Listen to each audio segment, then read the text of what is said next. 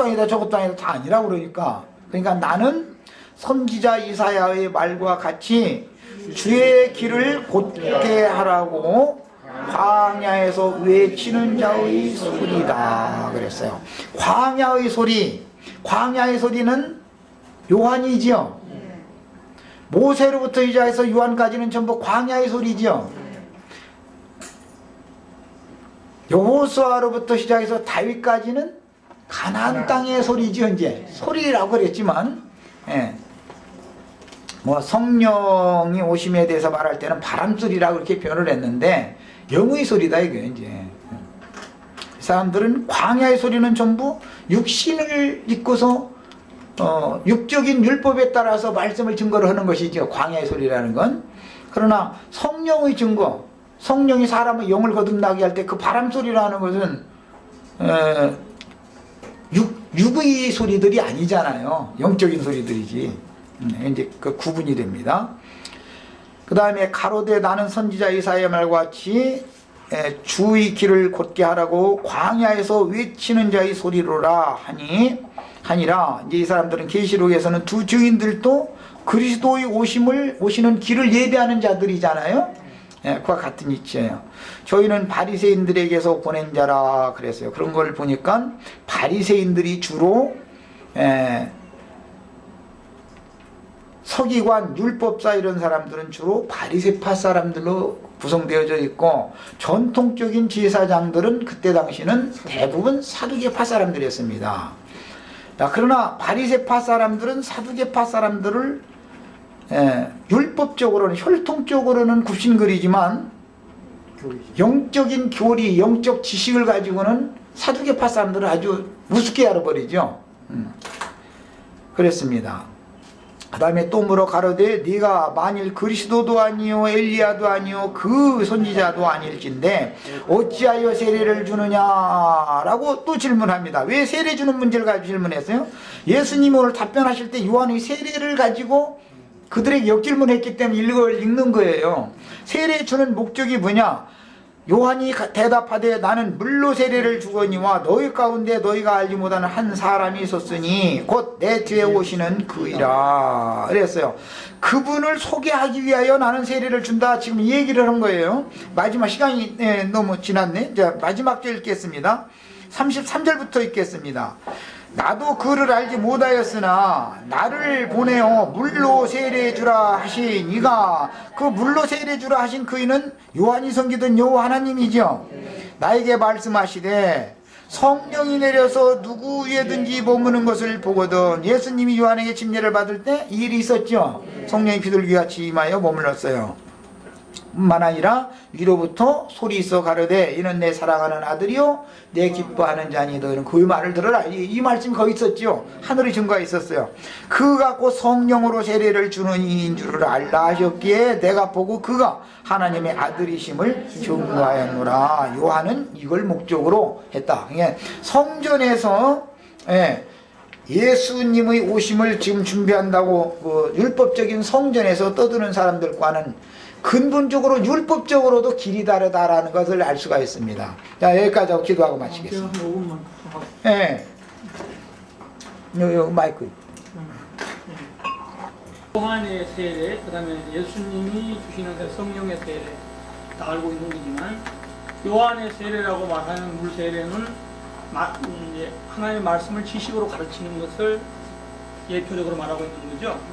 네. 성령의 세례는 말씀을 듣고 영으로 감동 감화를 받게 하시는 주님의 세례죠. 예수님의 영의 세례, 그죠?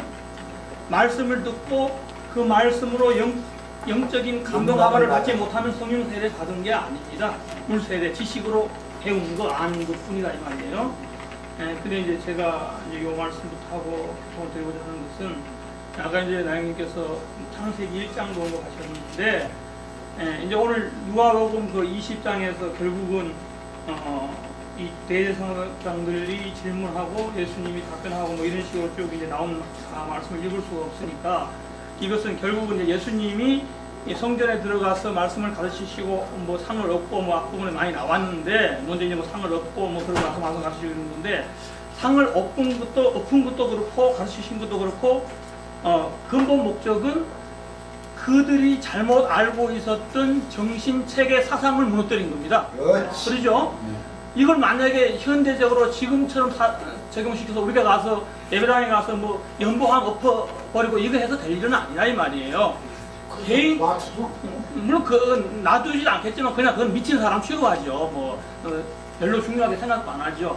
근데 이제 지금 현재적으로 이제 우리에게 적용시키면은 우리가 뭐 거기 가서 들을 일은 없으니까 이제 우리들을 찾아오는 그 뱀의 그 종들, 뭐 이제 얼마 전에도 이야기 들었지만 뭐 하나님의 교회인가 어디서 뭐 찾아와서 뭐 어머니 하나님을 아느냐고?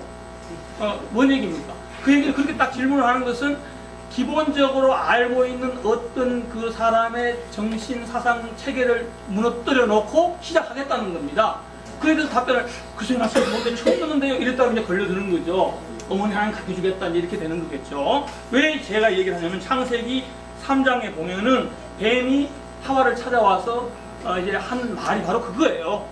하나님이 너더러 어떻게 하라고 하더냐? 그러니까 이 하와가 그것이 제대로 심어져 있지 않았기 때문에 다른 말을 한 거예요. 정확한 말을 못하고.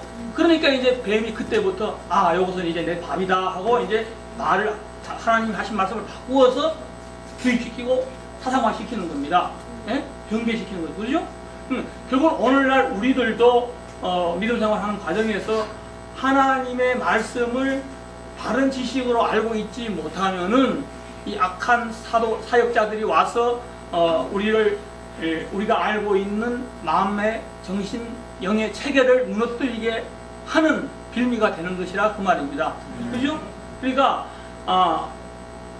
표면적으로 배우는 것이지만 일단은 하나님의 말씀을 바른 지식으로 배우고 알고 있어야 된다는 것.